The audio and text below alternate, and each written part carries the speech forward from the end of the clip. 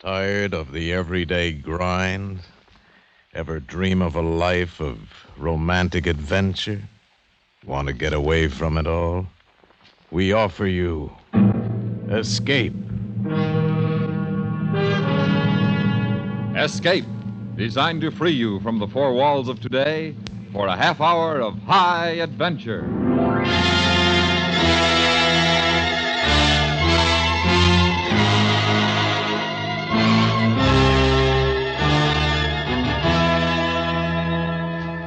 You are standing in a moonlit clearing somewhere in the Burmese jungle, the ruins of an ancient temple at your back, while gliding silently across the grass towards you, the knife in her hand held pointing at you, is the beautiful yet deadly high priestess of the cult you have profaned, the exotic girl who must now take your life. Listen now as Escape brings you Kathleen Height's story, Eye of Evil.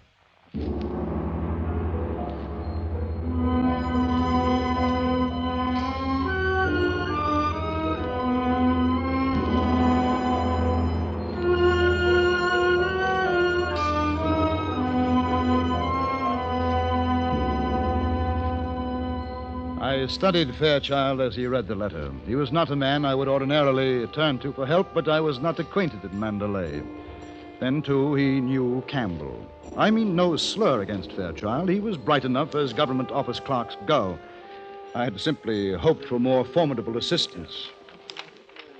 This is the last letter you received from Campbell? The last word of any sort until I cabled him to meet me in Mandalay. He cabled back that he would and named this hotel at noon today. Well, he's only 2 hours late. 2 hours doesn't mean much in Burma. I'm not especially concerned about these 2 hours. The letter, eh? Well, I can't say I blame you.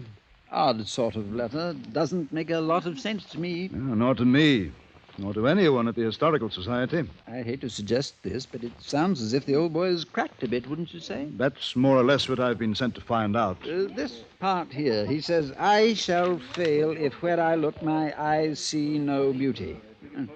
Can't deny it has a certain ring to it. When was the last time you saw Campbell? Oh, let me see. It was well before the rain set in. I should say a good 6 or 8 weeks before. That would make it late February or early March. Well, Campbell's letter was posted here in Mandalay the 14th of May. You're certain you didn't see him around that date? Oh, positive. Of course, just because it was posted here doesn't mean Campbell himself was in Mandalay. Oh? Probably sent it up here from Pugan by Mang Ba. Mang Ba? Burmese boy, devoted to Campbell. Oh. Been all sorts of help to him with all that probing about he does around Pugan, ruddy ancient shrines and pagodas. The place is crawling with him, you know. Yes, that's what I understand. Mang Ba does a lot of that sort of thing for Campbell. Errands, supplies, comes up the Irrawaddy by boat, you know. Uh-huh. There's no train down to Pugan from Mandalay. I don't suppose Campbell relishes the boat trip often. What was he like the last time you saw him? Seemed normal enough. We lunched here at the hotel just as we're doing. From what you've said, that's about 4 months or so ago. I guess a lot could happen to a man in 4 months. It could in Pugan. Nothing but those miserable pagodas and shrines. I don't take much to ruins myself. You've been there, haven't you, Loring? No. This is my first trip to Burma. Oh.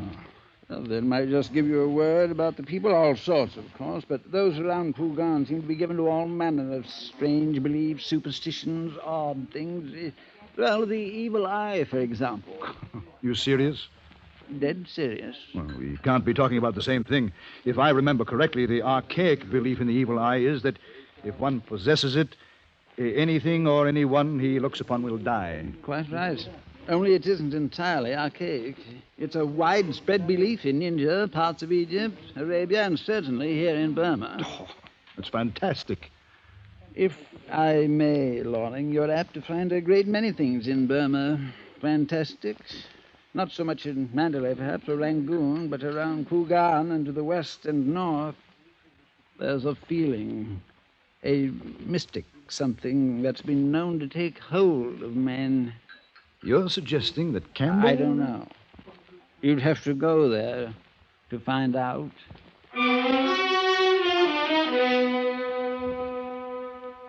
As Fairchild left me, something drew my attention across the room.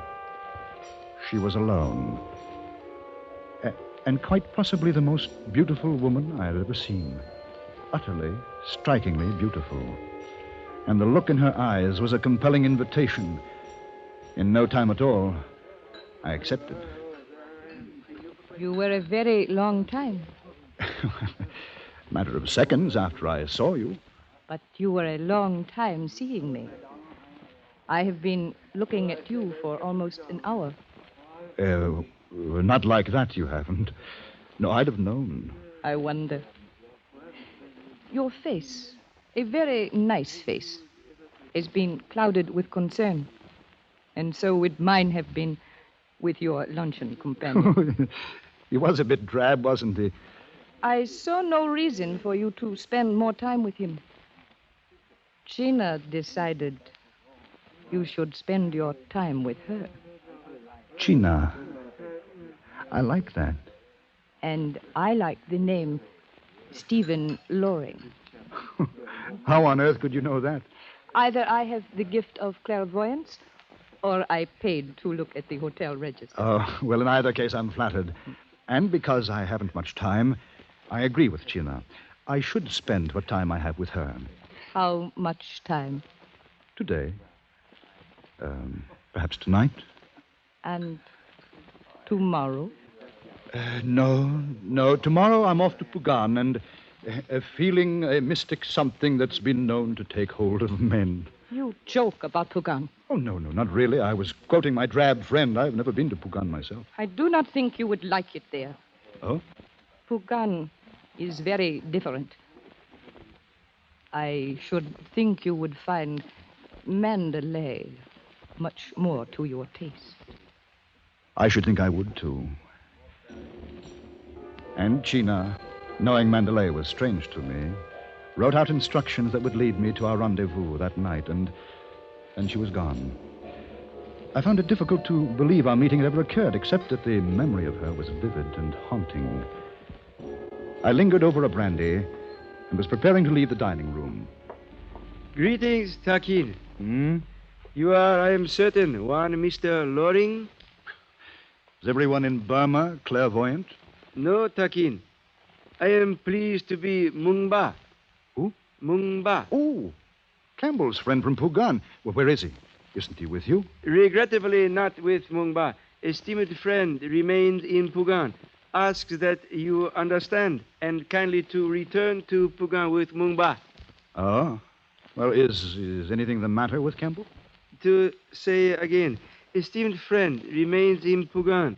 Asks that you understand and kindly to return to Pugan with Mungba. No, I understand you all right. I'm inquiring about Campbell. Is he well? To say again, esteemed friend all right. remains... No, I understand. I am to come with you to Pugan. Campbell is there. Good. Good. To leave now is to arrive at Pugan as the sun rises. No, not good. Not today. Tomorrow morning, when the sun lives again, we will go. To say again, to leave now. No. Never mind that. I said not today. You understand? Tomorrow morning, you and I go to Pugan. Not good. Very good. Now, here. Can you lead me to this address or show me how to get there? See? To answer, Mungba is able to lead to this address. That's splendid. Then meet me here at the hotel at 7 this evening. No, thank you, Takin. Oh, no. Now, what's all this about? To beg pardon, Takin. Though able, Mungba think not wise for one Mr. Loring to present himself at stated address. So, Mungba not lead him there. And he smiled and bowed and scurried off. It didn't matter. I knew that somehow I would find my way to China that night. When evening came, I left the hotel and began a bewildering tour of the countless bazaars. And by asking a direction here and a question there, I came finally to a dark cluster of buildings in a remote section of the Zegyo Bazaar.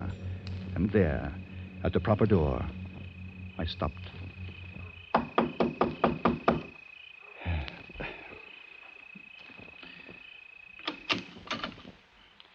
You are the most welcome one. I'm Stephen Loring. Martina waits for you. Kindly enter. Thank you. It's a bit dark in here, isn't it? The lights of 1,000 candles are soon to come, Takin. One moment. I took a few steps on past the servant, and suddenly I felt a pair of arms around me. I struggled to free myself, and then a blinding pain flashed through me, and I felt myself sinking to the floor. Faintly I heard the voices, and only one did I recognize. That of the little Burmese, Mangba.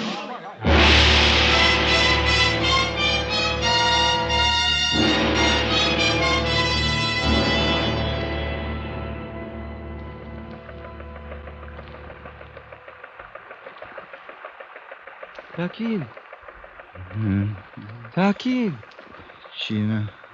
To wake from a dream, not always pleasing, Takin. Mangba. What happened? Not to remember, often rewarding. Yeah. Oh, we're on a boat? Soon to land at Pugan. Mangba, last night, you followed me. You saved my life. Not trouble to serve friend of esteemed friend. Oh, yes, Campbell. I wonder how I'll find him. In time, Takin, all questions are answered. No, you're wrong. Some questions are never answered, and maybe that's just as well. Spoken like man of wisdom, enlightenment. Very little of either this morning, Mumba. It is morning, isn't it? Sun warm and new, like Mungba, has much to learn before it dies. We all do. To beg pardon, Takin, some more than others. People of village are in their hearts good people, but wisdom to them new, and fears old. Yes, so I understand, but what is... People of village require patience. Leader who shows patience and no fear can bring my people to enlightenment, away from superstitions and ancient religious teachings. What? Oh, no, you've got the wrong idea. I have not come to lead your people any more than Campbell did. Now, understand, I've come only to get data on the ancient shrines and pagodas nearby and to help your esteemed friend Campbell. Takin to see many past glories of Pugan, but, beg pardon, villagers of Pugan also there.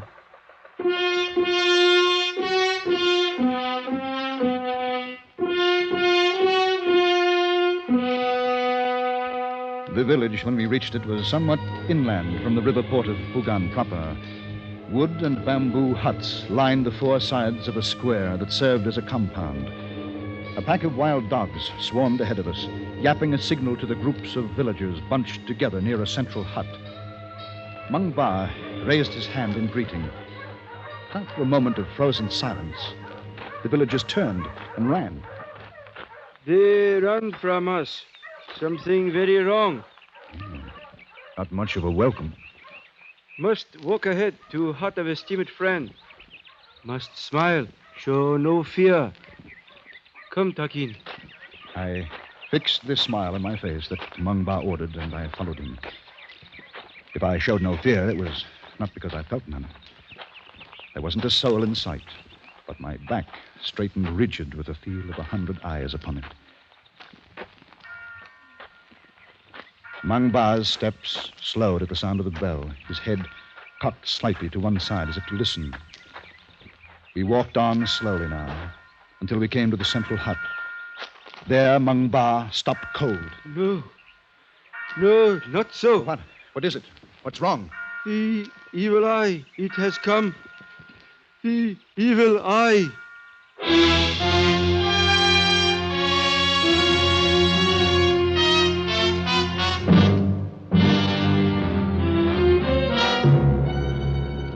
You are listening to Eye of Evil, tonight's presentation of Escape.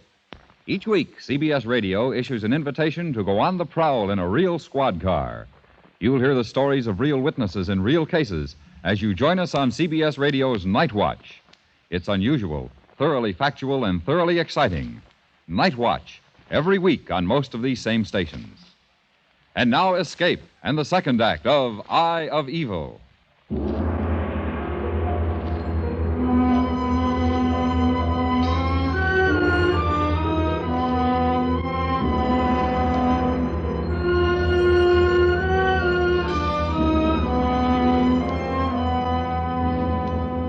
Mangba had disappeared as quickly and completely as the others, fled in terror from a crude sign I could not understand at the door of the central hut.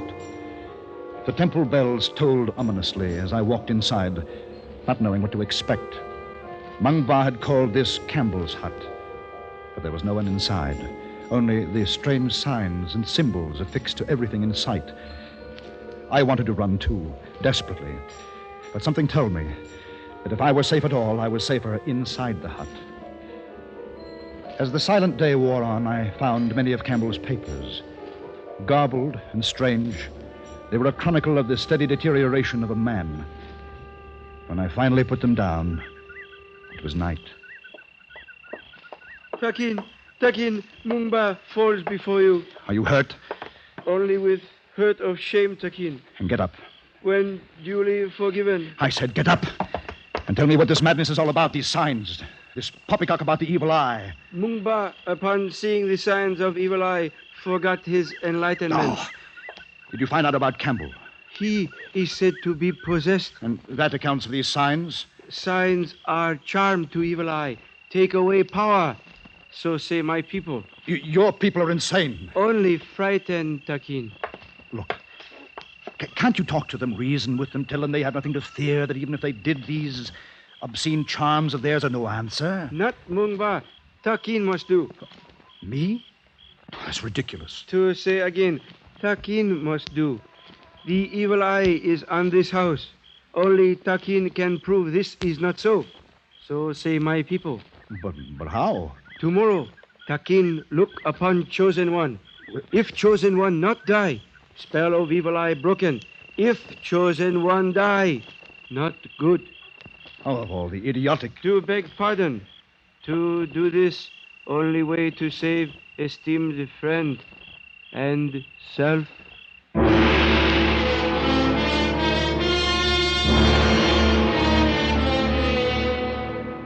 There was no sleep. The Pugan night spent itself slowly, weirdly, washed in moonlight and filled with strange sounds. The paddy birds, the barking deer, the cries of wild cattle, and always the eerie toll of the temple bells. I could feel it building in me, a fusion of strangeness, a fear that was somehow compelling. Drawn to an opening at the back of Campbell's hut, I looked out. And there I saw a moonlight fantasy. In a clearing before an ancient pagoda, a single dancer performed. And then, somehow, I was outside the hut, walking slowly across the compound. No, Takin, no! Get out of my way. Hear me. Here, Mungba. You must not answer the call of the temple bells. Stand aside. To follow is to die. I tried to free myself from Mungba's grip. I could not. And if the dancer danced on, and if the bells tolled longer, I don't know. Because suddenly the night was black and silent, and the madness was gone.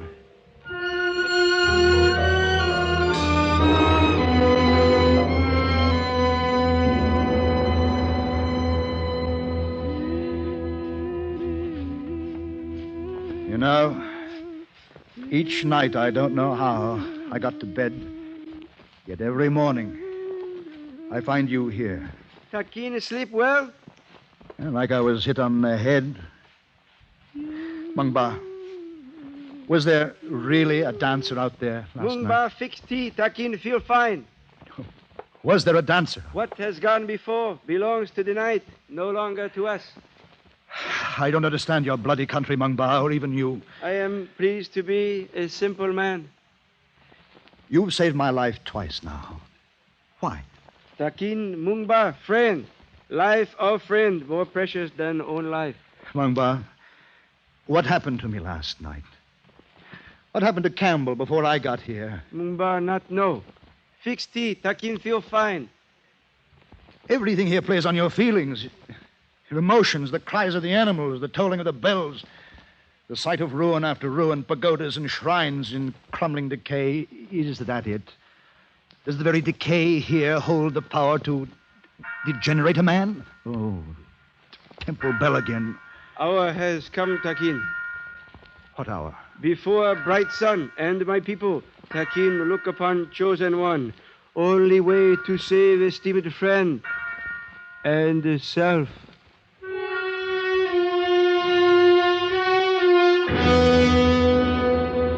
Outside, the villagers lined the compound. Some wore coverings over their entire heads. Others, with the same fear that I might possess the evil eye, hid their faces from my view. All of them, so far as I could see, wore signs and symbols as charms against my spell. It was madness. All of it. Madness. Takin, ready? Just tell me what I'm supposed to do. Chosen one will walk to center of clearing. Yeah. Temple bells will stop. That becomes signal for Takin to look for first time upon chosen one. When the bells stop. Yes, all right. Now, let's get on with it. Kindly turn back, Takin. All right. I'll have them make quick work of it. Takin, have nothing to fear.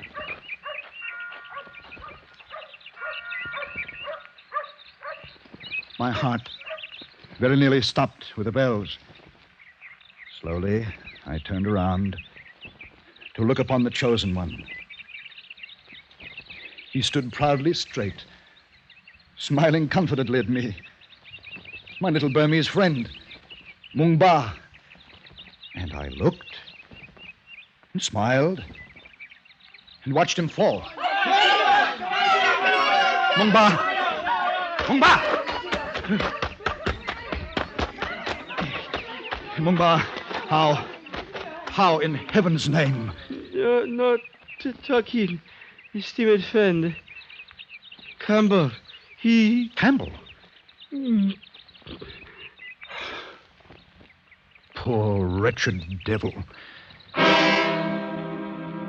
Mung Ba was dead, and I was alone. I started to lift him to carry him back to the hut, and then I saw the thin arrow in his back, a blowgun.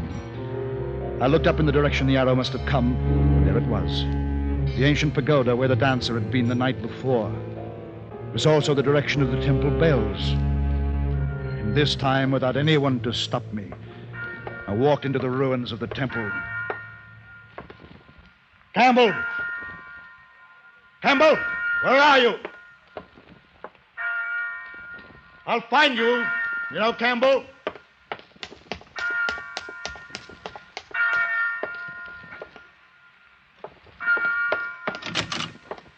Campbell? Over here, Loring. I can't see you. In these shadows. I'm here in the dark, and you can hear me. If your eyes fail you, follow your ears. Why did you do it, Campbell? He worshipped you. Why did you have to kill Mung Ba? Mung Ba? Cowering in the darkness won't help you, Campbell. There's a window down there. Why don't you stand proudly in the bright sunlight, as he did? Mung Ba died proudly? How very gallant. You're mad. Come here. Here to the light. Here now. Stand there and tell...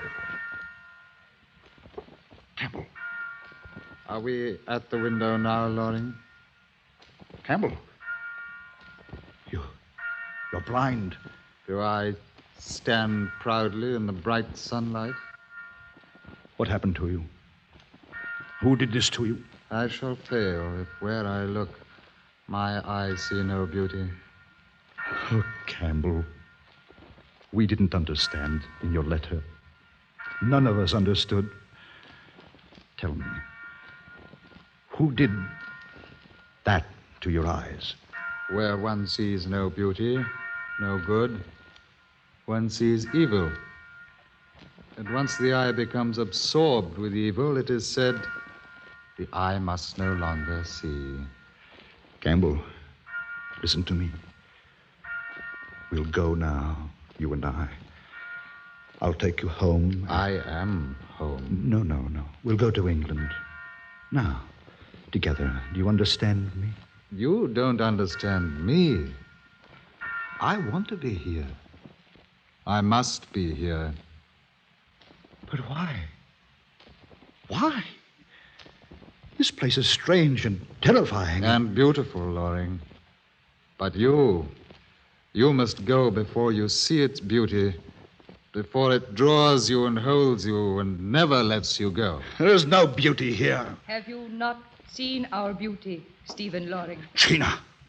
Have you not watched the dancer by moonlight and felt compelled to follow her? Go, Loring, go now. It's not too late for you. Campbell, did she do this to you? Go, Loring, while you can. You were supposed to die in Mandalay, Stephen. You tried to have me killed. My people are happy as they are. Believe me, Loring, and go now. Too late is very soon upon you. I'll go. I've had my fill of this madness. Is it madness? Are you sure? You must be very sure. It might be madness. Or again, it might be a feeling, a mystic something that has been known to take hold of men. I ran, hard and fast, from the ancient pagoda, away from China, away from Campbell. Through the compound I ran, toward Pugan and the river, and freedom. And when the river was in sight, my legs became heavy, leaden. And in my mind, I knew I would run as far into the world as I could. But I also knew that someday I would have to come back.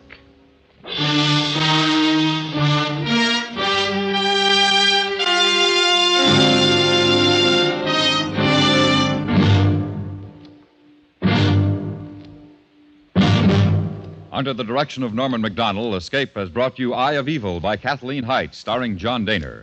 Featured in the cast were Lynn Allen and Jack Crucian, with Parley Bear and Ben Wright. Your announcer, George Walsh. The special music for Escape is composed and conducted by Leith Stevens. Next week. You are adrift in a small boat somewhere in the English Channel, the fog lying heavy on the greasy moving waters, while in the dark ahead of you, moving through the war-torn night towards you, is a threat of death from which there may be no escape. So listen next week when Escape brings you David Devine's story, Flood on the Goodwins.